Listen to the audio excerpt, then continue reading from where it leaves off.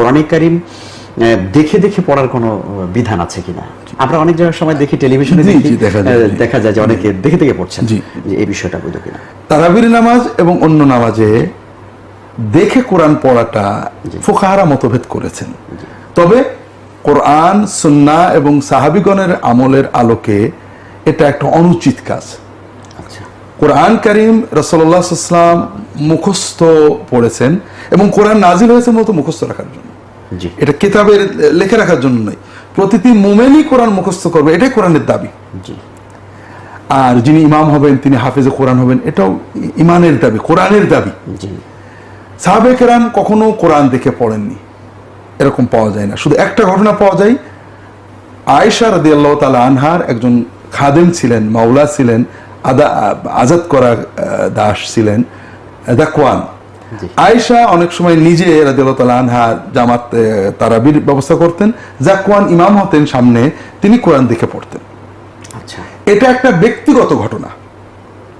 আমরা যদি ইসলামের ভিতরে বেশি এবং কমের সমন্বয় না করি তাহলে ইসলামের মূল সুন্নতগুলো মারা যাবে। আমরা যখন রাসূলুল্লাহ সাল্লাল্লাহু আলাইহি ওয়াসাল্লাম, সাহাবায়ে কেরাম, তাবেঈনদের ঘটনা দেখছি, তারা সবাই মুখস্থ পড়ছেন। একটা ঘটনা পাওয়া যায় যে তিনি দেখে পড়েছেন। শত শত ঘটনার ভিতরে একটা ঘটনা, এবং সেটা খোলাফায়ে রাশিদিন করেননি, মশহুর সাহাবীরা করেননি, একজন তাবেঈ করেছেন, একজন সাহাবী অনুমোদন করেছেন। আয়েশা রাদিয়াল্লাহু তাআলা অনুমোদন করেছেন, একজন তাবেঈ যাকওয়ান তিনি এটা করেছেন। তো এই ঘটনাটাকে আমরা রীতি বানাতে পারি না। এরকম ছোট ছোট ঘটনাকে রীতি বানালে সমাজে বেদাত তৈরি হয়। এগুলো রেয়ার ঘটনা। হ্যাঁ, এই জন্য এই রেয়ার ঘটনার বিধানটা কি?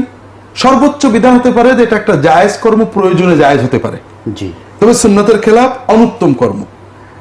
এটা অনেক ফকি বলেছেন, আর কেউ কেউ বলেছেন এটা নাজেজ। এটা আয়েশা রাদিয়াল্লাহু তাআলা আনহার ব্যক্তিগত ইজতিহাদ, আমরা তার ইজতিহাদকে সম্মান করি, কিন্তু রাসূলুল্লাহ সাল্লাল্লাহু আলাইহি ওয়াসাল্লাম, সাহাবীগণ, তাবেঈগণের সাধারণ কর্মের বিপরীতে এটাকে আমরা অনুমোদন করি না।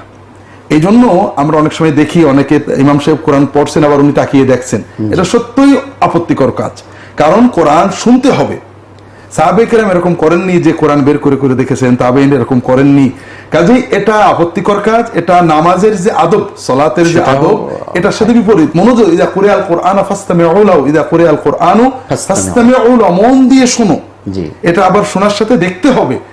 এটা না কোরআনের নির্দেশ, না সুন্নাহর নির্দেশ, না সাহাবী তাবেঈগণের কর্ম। এক্ষেত্রে কেউ যদি ওই দেখে দেখে পড়ে, মানে অন্য কেউ সালাতের বাইরে থাকলেও কিন্তু তার মনে একটা খটকা লাগে যে আসলে কি নামাজে আছে কিনা। নামাজের যে একটা সুরত, একটা কাইফিয়াত, সেটাও কিন্তু অনেকটা। এটা আরো যারা ফুকাহারা, কাদিম ফুকাহারা একটা ভালো কথা বলেছেন, এটা আহলে কিতাবদের অনুকরণ। অর্থাৎ মুসলিম উম্মার সাথে অন্যান্য উম্মার একটা মৌলিক পার্থক্য আছে। সেটা হলো মুসলিম উম্মার কোরআনটা একটা মুজিজা, এটা মুখস্থ হয়।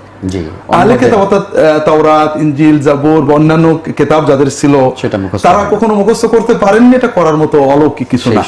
এই জন্য তারা সবসময় তাদের প্রার্থনা দেখে দেখে পড়ে। আর মুসলমান সবসময় কোরআন হেফজ করে। প্রতিটি কিশোর হাফেজ হয়ে উঠবে, অন্তত আলেম হবেন, হাফেজ হয়ে উঠবে। কাজে আমরা যদি ওই দেখে পড়ি, এটা আমরা বর্তমানে অনুভব না, শানের বিপরীত।